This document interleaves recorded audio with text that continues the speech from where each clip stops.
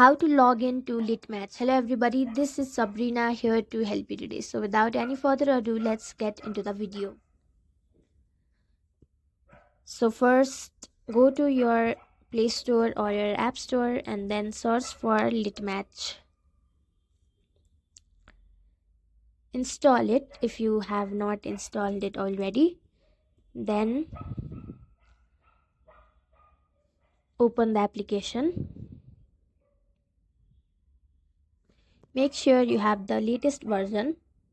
You can simply tap on update and update it in your Play Store.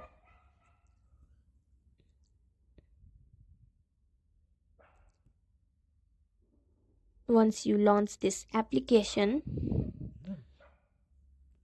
in order to log in, I will first log out from my account, and now if I want to log in, I can either direct login or use Facebook or from Google. Then choose an account and your ID will be created. So yeah, that's it. Thank you for watching this video. Make sure to like, share and subscribe to our YouTube channel. If you got any question, comment them down and I'll catch you in the next one.